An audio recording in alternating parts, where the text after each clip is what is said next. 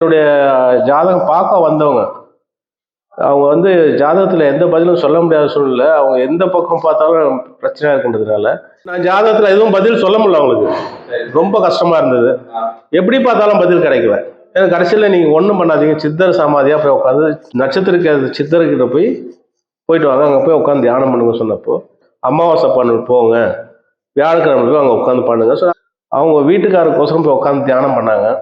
கடைசியில் பார்த்தா அவங்க மேலேயே ஒரு சித்தர் இறங்கிட்டார். பண்ணும்போது அந்த அம்மா லேடிஸுக்கு வந்து உள்ள இறங்கிச்சு. அவங்க இத்தனைக்கும் கிறிஸ்தவ அவங்க எஸ்சி. அவங்க வந்து எதிர்பார்க்கல. அவங்க எனக்கு ஃபோனில் சொல்கிறாரு, இந்த மாதிரி ஒரு வாசகம் சொன்னாருன்னா நல்ல விஷயம்தான், தமிழ் சுத்தமான தமிழில் அவர் நல்ல விஷயத்த உங்களுக்கு பண்ணுறாரு சொன்னோம்.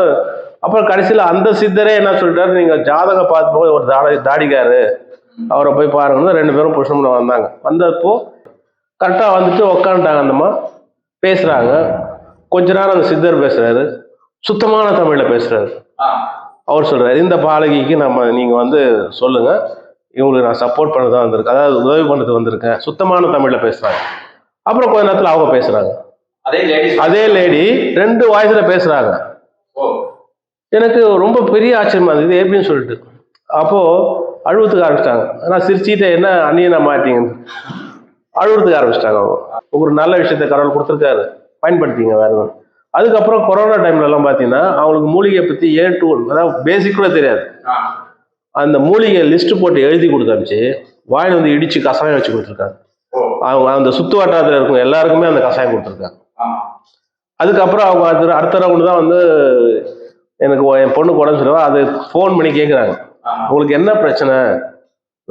அப்போ நான் சொன்னப்போ இந்த மாதிரி இருக்கான்னு சொன்னால், நான் இருங்க, எங்களுக்கு வந்து நாங்கள் ஊட்டி போனோம், பாலமுருகனை எதாவது சொன்னார். அவங்க மேலே அதுக்கப்புறம் பார்த்தீங்கன்னா 5-6 பேர் மீடியா போட்டு பேச ஆரம்பிச்சிட்டாங்க. ஒருத்தர் பேசினார், அப்புறம் முருகன் பேசினார், அப்புறம் 2-3 பேர் பேச ஆரம்பிச்சிட்டாங்க. கடைசியாக அவங்க அந்த குருமேடைக்கே தயாராகிட்டாங்கன்னு வச்சுங்களேன். கடைசியாக வந்து என்னை பார்த்துட்டு போனப்போ பணம் கொடுத்துட்டு நீங்கள் பார்த்துங்க சொல்லி போயிட்டாங்க. அதுக்கு அடுத்த ரவுண்டு மொத்தமாக என்னை கூப்பிட்டாங்க. நான் போகலை.